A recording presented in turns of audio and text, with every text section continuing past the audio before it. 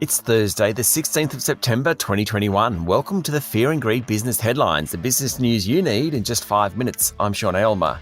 And if 5 minutes isn't enough, then find more news and interviews in our longer daily podcast called Fear and Greed. In today's headlines, the OECD provides a critique of the local economy and calls for a review of the Reserve Bank for missing economic forecasts. Plus, the vaccine rollout czar warns hitting 80% will be tough. Consumers and business upbeat about the economy, and I'll tell you about an Australian company bigger than Telstra, bigger than Woolworths, that most people haven't heard of. Our lead story today, Federal Treasurer Josh Frydenberg is open to an independent review of the Reserve Bank of Australia, following calls from the OECD to take a look at why the central bank continually missed hitting its economic forecasts. The OECD said it was an inappropriate time to review the central bank, given the institutional and structural changes that have occurred in the Australian economy as a result of the pandemic. The OECD report on Australia, the first in 3 years, had plenty in it, urging big banks to look beyond residential property when considering security for small businesses and recommending the government and the prudential regulator do more to encourage small business lending. The OECD also pointed out that while Australia was vulnerable to climate change, it was also uniquely placed to benefit economically from the green transition due to its large and windy landmass, plentiful sunshine and ocean access. The global group said Australia needed a coherent national strategy that defines clear goals and policies to move to net zero. Finally, the OECD called for international borders to be reopened as soon as possible. The key message is that doing something about climate change and boosting activity among smaller businesses is critical to long-term prosperity.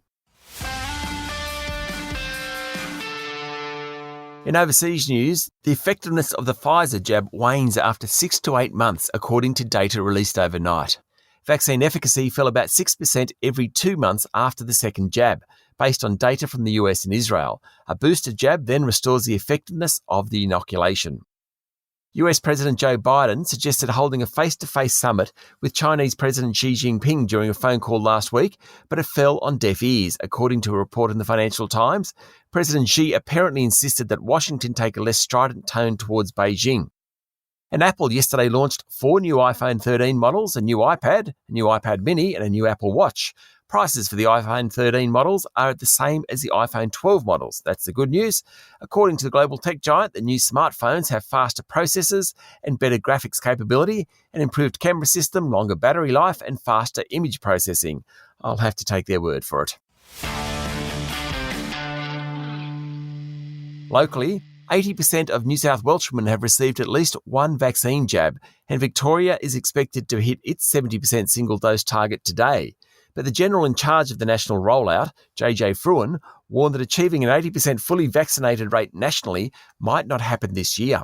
The daily rate of doses has slipped over the past week to below 300,000, and General Fruin said international experience showed that getting from 70 to 80% was hard work. Both business and consumer confidence are holding up remarkably well, and while lower than their peaks early this year, they are well above the levels hit during lockdowns in 2020. The Westpac Melbourne Institute Consumer Survey and the National Australia Bank August Business Survey show rises were broad-based. The value of Canva, the visual communication platform, has hit $55 billion. If it was listed on the ASX, it would be a top 10 company, bigger than Fortescue, Woolworths and Telstra. Canva raised $200 million yesterday by selling new shares to investors, providing the valuation. Canva was started by married couple Melanie Perkins and Cliff Obrecht, and they own 30% of the business. That means they're worth a combined $16.5 billion. Mr. Obrecht yesterday said they plan to give away their fortune to make the world a better place. Canva's valuation has more than doubled since April. The Morrison government is set to tear up the troubled $90 billion contract with French shipbuilder Naval Group and partner with the United States and United Kingdom to switch to an American-made nuclear-powered submarine, according to a report in the Financial Review this morning. Qantas yesterday scheduled its first international flights for December 18. Maybe it won't quite turn out that way, but the fact that the airline has done it provides some hope. Qantas will fly Sydney-London, Melbourne-London, Sydney-Los Angeles, Sydney-Vancouver, Sydney-Singapore and Melbourne-Singapore. Okay, you probably didn't need all that information, but I just wanted to say it. And James Packer is putting his super yacht IJE up for sale, hoping to get $280 million for the 2-year-old vessel. According to a report in the Australian newspaper, PAC has spent much of the past 2 years on the yacht. The 108-metre vessel accommodates 22 guests in 11 suites, as well as a crew of 28. It has a private owner's deck, a gym, a cinema, and apparently a nightclub. Maybe the Canva couple might like to buy it. That's the Fear and Greed business headlines for today. Make sure you hit follow so you get it every morning and search for our longer daily podcast called Fear and Greed.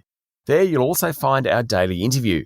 Today we're talking about the boom in NFTs, that's non-fungible tokens. Don't forget to follow us on LinkedIn, Facebook and Twitter, or go to fearandgreed.com.au. I'll be back later with the afternoon market report. I'm Sean Aylmer. Have a great day.